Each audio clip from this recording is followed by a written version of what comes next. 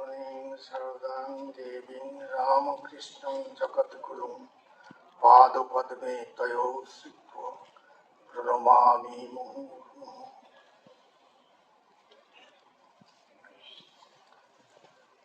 মঞ্চে উপবিষ্ট আমাদের কেন্দ্রীয় মঠের, বেলুড় মঠের কার্যাধ্যক্ষ এবং রামকৃষ্ণ মঠ ও রামকৃষ্ণ মিশনের কোষাধ্যক্ষ স্বামী জ্ঞানব্রতানন্দজি, দর্শক আসনে বসে আছেন সন্ন্যাসী ভাইয়েরা, এবং সর্বোপরি আজকের এই সম্মেলন যাদের জন্য, যারা এই সম্মেলনের কেন্দ্রবিন্দু, অর্থাৎ আমাদের শ্রদ্ধেয় ভক্তমণ্ডলী। খুব আনন্দের কথা, মায়ের জন্মতিথি গেল 11 তারিখে, তার রেশ এখনো ফুরোয়নি, এবং তার সবচাইতে প্রকৃষ্ট দৃষ্টান্ত হচ্ছে আজকের এই ভক্ত সম্মেলন। এই ভক্ত সম্মেলন মা ঠাকুরুনকে কেন্দ্র করে ভক্ত সম্মেলন, এ সাধারণ ভক্ত সম্মেলন নয়। আপনারা সকাল থেকে শুনেছেন মায়ের কথা, পাঠের মাধ্যমে, প্রবচনের মাধ্যমে, আলোচনার মাধ্যমে, এবং আজকে এই যে সম্মেলন, সেই সম্মেলনের শেষ অধ্যায়ে বলা যেতে পারে আমরা পৌঁছেছি। এবং এখন আপনাদের যে উদ্ঘোষক, তিনি যেমন বললেন, আপনারা শুনলেন যে আমায় কিছু বলতে হবে, এবং সেটি আমার বলার বিষয় হচ্ছে সকলের মা, মা শারদা। মা শারদা তো সকলেরই মা, এটার বলবার কি আছে। আর আমরা মাকে যখন বর্ণনা করতে চাই, খুব অস্পষ্ট হয়ে যায়। আমাদের হৃদয়ের মণিকোঠায় যিনি বসে আছেন, যিনি আমাদের জীবনের সবচাইতে মহার্ঘ, ইহকাল পরকাল, তাকে নিয়ে কিছু বলা সাধারণ ব্যাপার নয়, সহজ ব্যাপার নয়। তাই আমরা আবছা হয়ে যাই, অস্পষ্ট হয়ে যাই। তুমি না জানালে পরে কে তোমারে জানতে পারে। মা যদি কৃপা করে জানান, তাহলে আমরা জানতে পারি মা কি, মা কি। তথাপি বামন হয়ে চাঁদ ধরার একটা প্রয়াস আমাদের মধ্যে থেকেই যায়, এবং সেই জন্য আমরা মাকে আবিষ্কার করবার চেষ্টা করি, মাকে অনুধাবন করবার চেষ্টা করি, মাকে বোঝবার চেষ্টা করি। সেভাবেই আজ আমি এখানে আপনাদের সামনে এসে উপস্থিত হয়েছি, যে মা সকলের মা। যেমনটি বললাম যে মা তো সকলেরই মা, তিনি জগদম্বা, তিনি জগৎ জননী। মা আছেন আমাদের ভেতরে, আছেন one with ears to hear can hear, one with eyes to see can see. যার দেখবার মতো চোখ আছে তিনি দেখতে পান, যার শুনবার মতো কান আছে তিনি শুনতে পান। মা আছেন আপনার সাথে, মা আছেন আমার সাথে, মা সবার সাথে। যদু গোয়ালা, হরিনাপিত থেকে শুরু করে মূর্ত মহেশ্বর, স্বামী বিবেকানন্দ পর্যন্ত কেউ মায়ের কৃপা থেকে বঞ্চিত নন। নিজের চিন্তা করে দেখুন যে যারা সাধারণ মানুষ, যাদের আমরা সাধারণ মানুষ হয়ে দূরে ঠেলে রাখি, মা তাদের কাছে ঠাঁই দিয়েছেন। আপনারা সবাই মায়ের কথা পড়েছেন, আপনারা সে কথা জানেন। আমরা যদি দেখি, মা তখন কিশোরী জয়রামবাটি,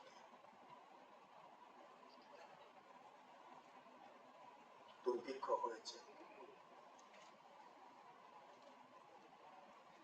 রামচন্দ্র মুখুজ্জের অবস্থা হচ্ছে ফুল্লরার 12 মাস।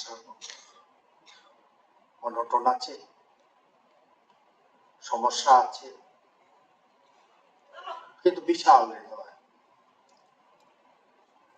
এবং সেই জন্যই যখন দুর্ভিক্ষ হলো, গলাতে সামান্য যে ধান ছিল সংবৎসরের জন্য, সেটিও তিনি খুলে দিলেন। মানুষ আসছে, কাতারে কাতারে মানুষ আসছে, খিচুড়ি রাধা হচ্ছে, আর সেই খিচুড়ি দেওয়া হচ্ছে সবাইকে। পরম তৃপ্তির সঙ্গে পরমান্নের মতো, অমৃতের মতো স্বাদ সেই খিচুড়ি সবাই গ্রহণ করছে। কিশোরী সারদা পেছনে নেই, কিশোরী সারদাও এগিয়ে এসছেন। কেউ তাকে বলেনি, রামচন্দ্র মুখুজ্জে বলেননি, কেউ বলেনি, তিনি নিজে থেকে এগিয়ে এসছেন। আহা, আমাদের বাবা, আমার বাবা, আমার মা, আমার সন্তান, এটা কত কষ্টে আছে। অনটন, দুর্ভিক্ষ লেগেই আছে, আর সেই দুর্ভিক্ষের মধ্যে অনাহারে আছে। এখানে এসে একটু একটু তাদের খুদ পিপাসা নিবৃত্তি করছে। কিন্তু গরম খিচুড়ি, সেই কিশোরী সারদা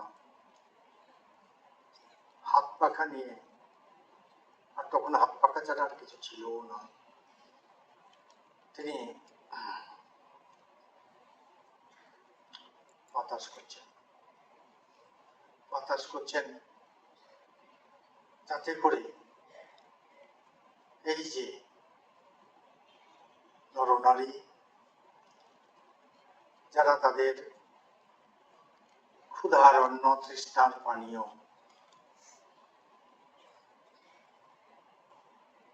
পেয়েছেন, গ্রহণ করছেন,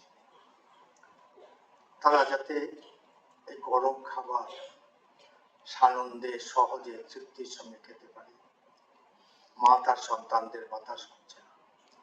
অর্থাৎ মায়ের যে সর্বগ্রাসী মাতৃত্ব, সেটি দেখবার জন্য, সেটি বোঝবার জন্য আমাদের দক্ষিণেশ্বর শ্যামপুকুর কাশীপুরে যাওয়ার দরকার নেই, আমাদের সে প্রয়োজন নেই।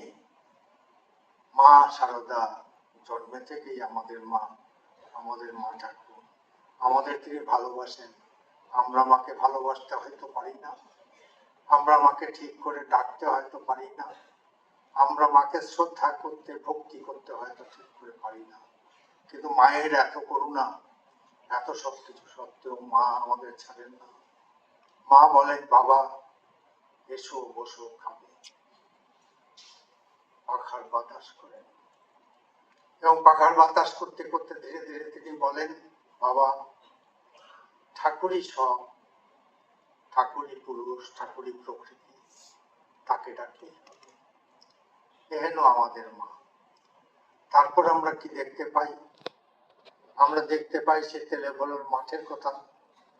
সেখানে এক অদ্ভুত ঘটনা। কি দেখতে পাই? পথ হারিয়েছেন মা, ডাকাত এবং তার স্ত্রী, এবং দেখা যাচ্ছে যে মা তাদের বাবা আর মা বলছেন। ওলট পালট সেই দস্যু দম্পতির হৃদয়। পরবর্তী ঘটনায় দেখা যায় মাকে তারা শুধু আশ্রয় দিল না, দিল সেবা,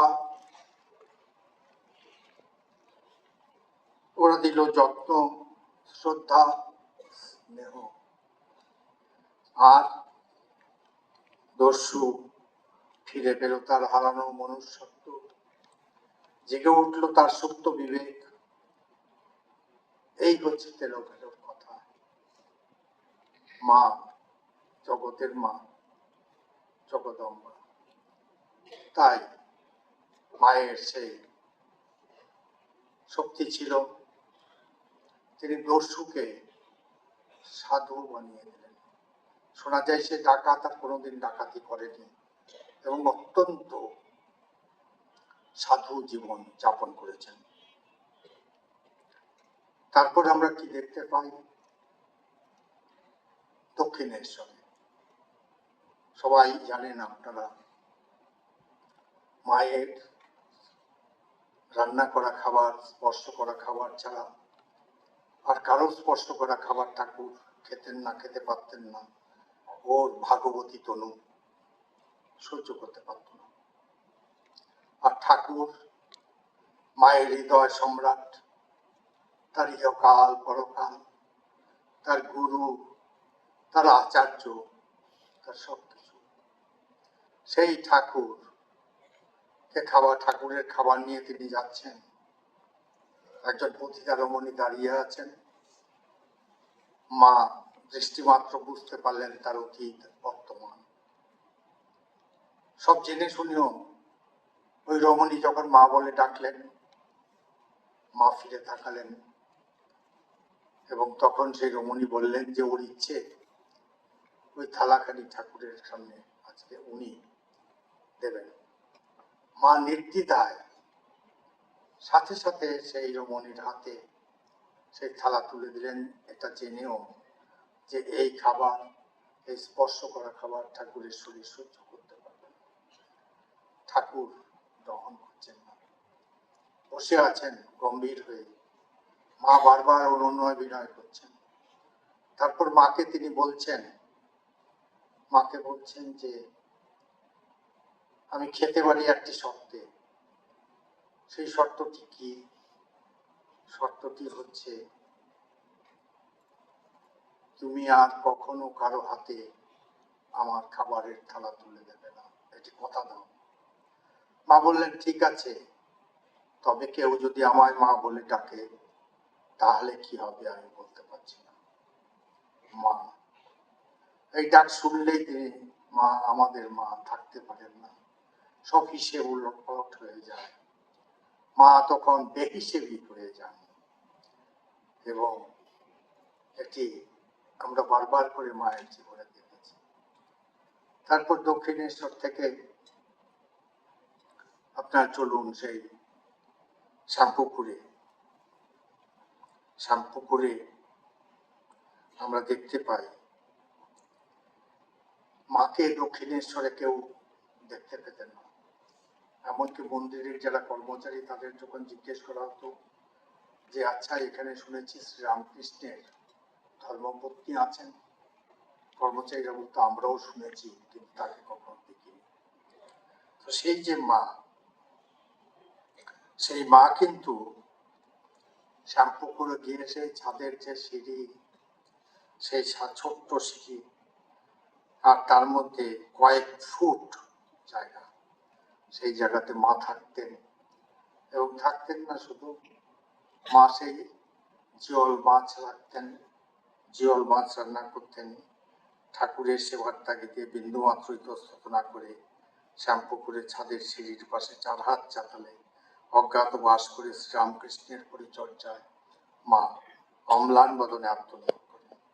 সেই কর্মযোগ, সেই সেবাব্রত, সেই ত্যাগ তপস্যার গভীরতা, তথাপি মর্ম বোঝার সাধ্য কি আমাদের মতো ক্ষুদ্র মানবতার আছে? শ্যামপুকুরে শ্রীরামকৃষ্ণের কণ্ঠরক্ষে অবলম্বন করে ভাবি রামকৃষ্ণ সংঘ গঠিত হতে লাগলো। আর তার কেন্দ্রস্থলে অধিষ্ঠাত্রী রূপে রইলেন শ্রী মাতা ঠাকুর। তারপরে এর আগেই একটা ঘটনা আমরা দেখেছি, অদ্ভুত, পৃথিবীর আধ্যাত্মিক ইতিহাসে আর হয়নি। শ্রীরামকৃষ্ণ মাকে পূজার আসনে বসিয়ে তিনি পূজারী, শ্রীরামকৃষ্ণ ষোড়শীর পুজো করছেন মাকে। মাকে ষোড়শী দেবীর অস্তিত্বে সত্ত্বে সত্তায় প্রতিষ্ঠিত করলেন। নির্বিকল্প সমাধিতে আরূঢ় হলেন মা। এবং এই যে ষোড়শী দেবীর সত্তায় তিনি প্রতিষ্ঠিত করলেন, তার একটা অর্থ আছে। অর্থটি হচ্ছে যে ভাবিকালে রামকৃষ্ণ সঙ্গ হবে, মা ভবতারিণী আদেশ একটি নতুন ধর্মচক্র গঠন করব। শ্রীরামকৃষ্ণ জানতেন, মা ঠাকুর জানতেন, স্বামীজি জানতেন। তাই আমরা দেখতে পাচ্ছি যে এই যে মা এর জীবনী, আমাদের সবার মা, তিনি আমাদের সংকোচনীয়। এবং সেই ক্ষেত্রে আমরা দেখতে পাচ্ছি যে এই যে সঙ্গ তৈরির ক্ষেত্রে, নতুন ধর্মকে রূপ দেওয়ার ক্ষেত্রে কয়েকটি সাধনা অত্যন্ত ভাবে সম্পৃক্ত একে অপরের সাথে। একটি হচ্ছে ভবতারিণীর রামকৃষ্ণ সাধনা, রামকৃষ্ণের ভবতারিণী সাধনা, রামকৃষ্ণের সারদার সাধনা, সারদার রামকৃষ্ণ সাধনা, নরেন্দ্রের রামকৃষ্ণ সাধনা, রামকৃষ্ণের নরেন্দ্র সাধনা। এই কয়েকটি সাধনা সম্পৃক্ত হয়ে একে অপরকে পরিপুষ্ট করে তারপরে এই সংঘের জন্ম হয়েছে। যেটা বলছিলাম যে আমাদের মা, সকলের মা জগদম্বা, শ্রীরামকৃষ্ণের চেয়ে বেশি কেউ আর জানত না এই কথা। তাই শ্রীরামকৃষ্ণ দেখেছিলেন ভাবিকালে যে রামকৃষ্ণ সঙ্ঘ, সেই রামকৃষ্ণ সঙ্ঘের জননী হবেন মা। আমরা রামকৃষ্ণ সঙ্ঘ পুরী সম্প্রদায় হওয়ার সুবাদে আমরা কিন্তু শৃঙ্গেরি মঠের অধীন। শৃঙ্গেরি মঠের প্রতিষ্ঠাত্রী দেবী হচ্ছে ষোড়শী দেবী। এখনো পর্যন্ত ষোড়শী দেবীর যন্ত্র পূজা হয় শৃঙ্গেরি মঠে, এবং ষোড়শী দেবীর অধিষ্ঠাত্রী দেবী আছেন কাঞ্চিপুরমে কামাখ্যা দেবী। আর রামকৃষ্ণ সঙ্গে আর নতুন করে ষোড়শী দেবীর প্রয়োজন হয় না, কারণ ষোড়শী দেবী রামকৃষ্ণ সঙ্গের গার্জিয়ান, গাইড, অ্যাঞ্জেল, সংঘজননী। পৃথিবীর ইতিহাসে আর কোন সন্ন্যাসী সম্প্রদায়ের সংঘজননী একজন মহিলা এই উদাহরণ নেই। কারণ মা ছিলেন অসাধারণ, মা ছিলেন অনন্যা। স্বামীজি একবার বলছেন, আমার মতো নরেন অনেক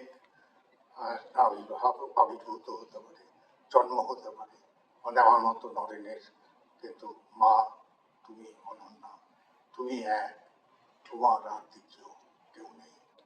এই যে আমাদের মা, আমরা দেখতে পাচ্ছি সেই মায়ের ভেতরে সমস্ত কিছু ছাপিয়ে এক সর্বগ্রাসী মাতৃত্ব সমস্ত স্তরে ছড়িয়ে পড়ছে। এবং শ্যামপুকুর থেকে আমরা যদি কাশীপুরে যাই, আমরা কি দেখতে পাই?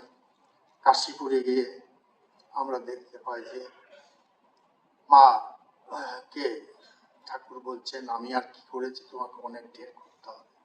মা কিন্তু সঙ্গে সঙ্গে বলছেন, কুশলী শিল্পীর মতো তিনি চাপরাস নিয়ে নিচ্ছেন যে আমি মেয়ে মানুষ, আমি আর কি করব। ঠাকুর বলছেন অনেক বেশি করতে হবে। মা করলেন সাধারণ মানুষের জন্য, মায়ের সন্তানদের জন্য মা করলেন। এবং এর আগে যদি দক্ষিণেশ্বরে আরেকবার আমরা প্রত্যাবর্তন করে দেখি, যে সেই যে নহবতে সেখানে রুটি বেলা হচ্ছে, মোটা রুটি এবং মোটা ডাল, ছোলার ডাল। নরেন ভালোবাসে, সেজন্য ঠাকুরের সন্তানরা যেদিন আসতেন তাদের জন্য মা মোটা রুটি, ছোলার ডাল ওরা বেশ তৃপ্তির সঙ্গে খেত।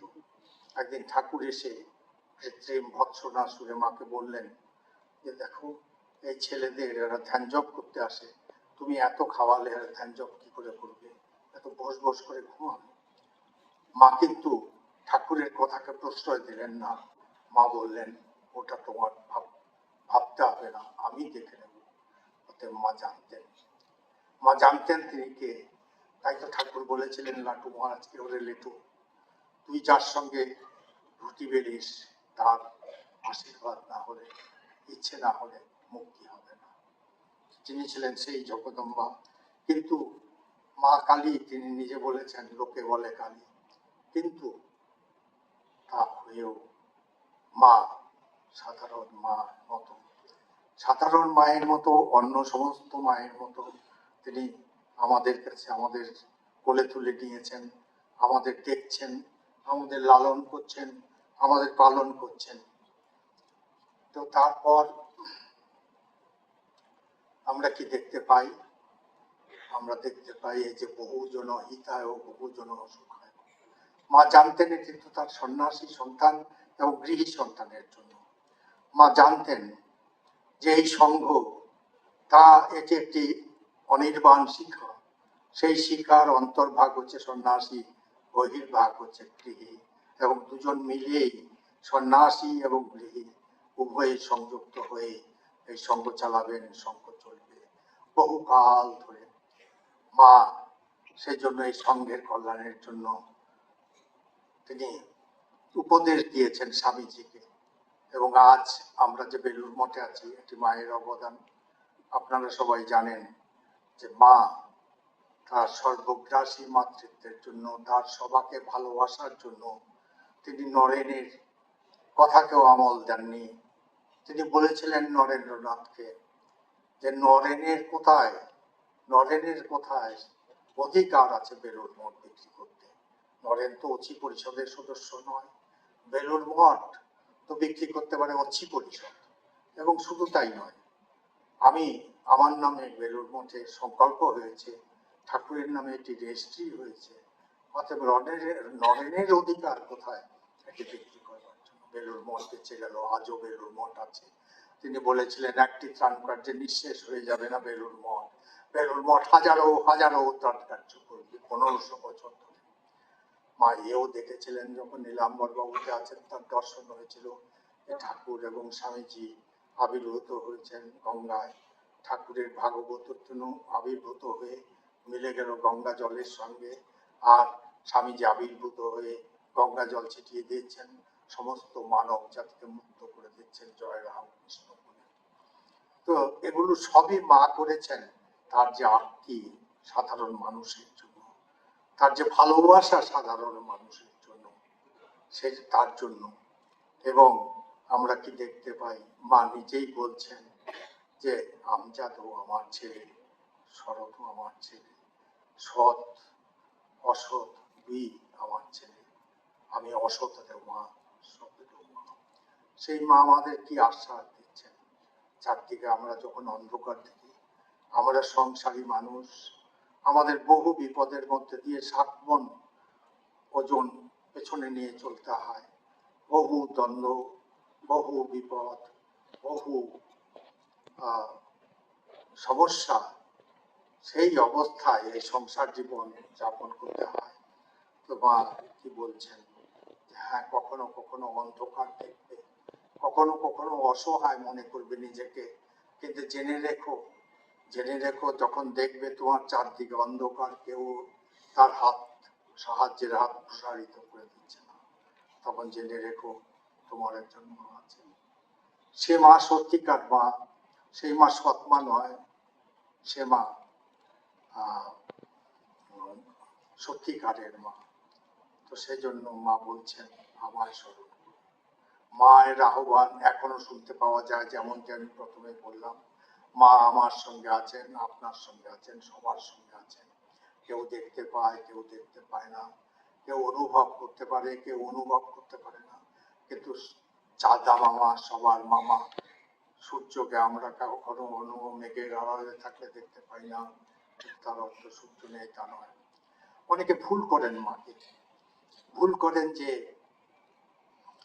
মা কি সত্যি সত্যি জগদম্বা, মা কি সত্যি সত্যি সকলের মা, মা কি সার্বজনীন মা কি আমার মা? এই সমস্ত প্রশ্ন, এই সমস্ত সংশয় মানুষের মধ্যে অনেক সময়ই আসে। মা বলেছিলেন দয়ানন্দজিকে, যিনি সেবা প্রতিষ্ঠানের প্রতিষ্ঠাতা, ব্রহ্মচারী বিমল হিসেবে তিনি পুজো করতেন না উদ্বোধনে, অর্থাৎ বাগবাজারে মায়ের বাড়িতে।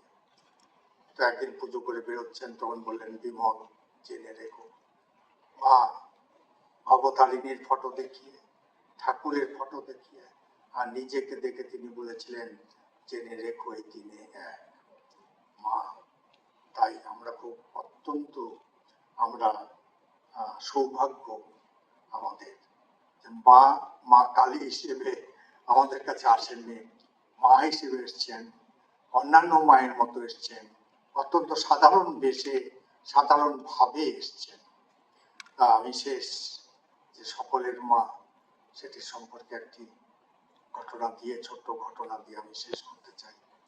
যে মা শুধু মানুষের মা নয়, মা সমস্ত পৃথিবীর মানব জাতির মা, তাই নয়, মা পশু পাখির মা। একবার ঠাকুর বললেন, গুগলির চচ্চড়ি খাবো। মা বললেন, আমি ওদের কি করে মারবো, এদের ভিতরেও তো চৈতন্য আছে, এরাও তো আমার সন্তান। তখন ঠাকুর বলেছিলেন, আমি বলছি তো, আমি খেতে চাই, আমি বলছি, তুমি করো। তখন ঠাকুর যখন দায়িত্ব নিলেন, তখন তিনি করলেন ঠাকুরের কথায়। আর তিনি কি বলেছেন?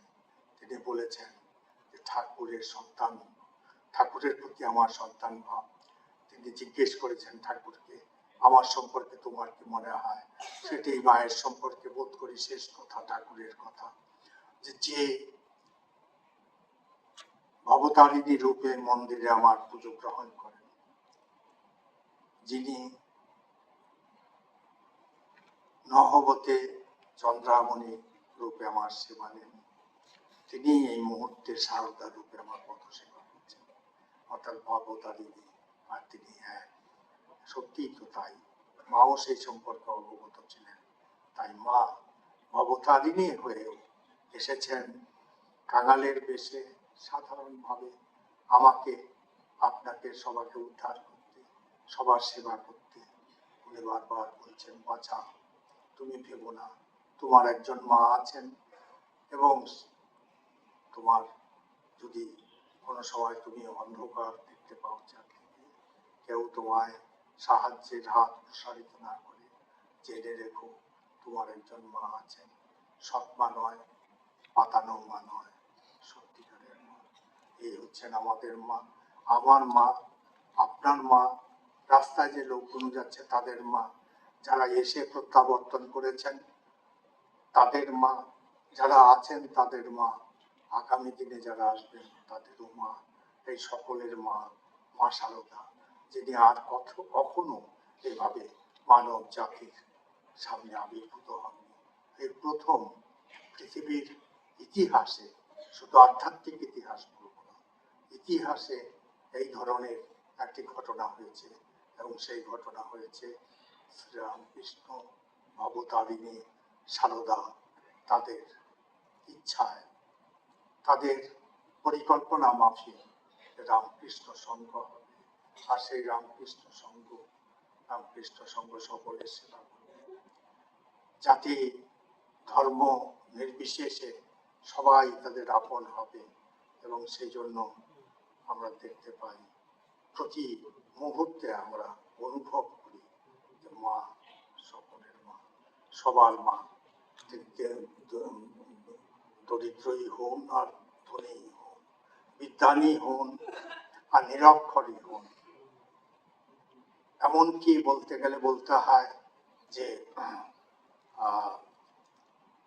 জ্ঞানী হন অথবা মাতাল হন, সবার মা এই মা, মা সারদা। এটি একটি নিরাপদ আশ্রয়। এবং আপনারা যারা গৃহস্থ মানুষ, আপনারা সবাই গৃহী, আপনারা প্রত্যেক দিন সকালে স্নান করে শুদ্ধ মনে, শুদ্ধ শরীরে মায়ের কাছে প্রার্থনা করবেন। আপনি যেটা চান সেটি মাকে বলবেন। এখন মা ছেলের পেটে যেটা সহ্য হয় সেটাই দেবে। কোনো ছেলেকে মাছ ভাজা, কোনো ছেলেকে মাছের কালিয়া, কোনো ছেলেকে মাছের ঝোল। ঠিক তেমনি আপনি যেটা চাইছেন সেটি যদি আপনার পক্ষে কল্যাণকর হয়, আধ্যাত্মিক দৃষ্টিকোণ থেকে কল্যাণকর হয়, তাহলে মা সেটি দেবেন। আর যদি কল্যাণকর না হয় তাহলে মা দেবেন না। কিন্তু আপনি যদি সত্যি সত্যি আপনার কল্যাণকর এমন কিছু মায়ের কাছে চান, মা অবশ্যই দেবেন। তাই প্রতিদিন নিয়ম করে সকালবেলা মায়ের যে ফটোটি আপনার ঘরে আছে, মায়ের ফটোর কাছে আপনি আকুল আবেদন জানাবেন, আপনার দুঃখের কথা, আপনার দুর্দশার কথা সবকিছু মাকে জানাবেন। দেখবেন মা আছেন আর আমি আছি, ভাবনা কি আছে আমার। এই কথাগুলো বলে আমি জ্ঞানব্রতানন্দজির কাছে কৃতজ্ঞতা জানাতে চাই যে আমাকে আজকে এই অপূর্ব ভক্ত সম্মেলনে আসবার সুযোগ দিয়েছেন এবং দু কথা বলবার সুযোগ দিয়েছেন। আমি আপনাদেরও কৃতজ্ঞতা জানাই যে আপনারা ধৈর্য সহকারে সকাল থেকে এই সাধু মহারাজদের কথা শুনছেন, পাঠ শুনছেন, ভাষণ শুনছেন, প্রবচন শুনছেন ধৈর্যের সঙ্গে, এবং এর জন্য আপনাদের অভিনন্দন, শুভেচ্ছা। ভালো থাকবেন, আনন্দে থাকবেন, সুখী থাকবেন, সুস্থ থাকবেন। ধন্যবাদ।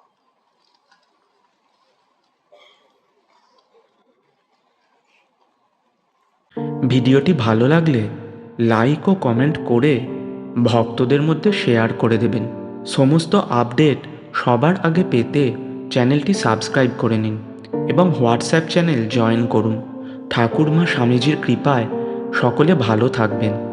জয় ঠাকুরমা স্বামীজির জয়।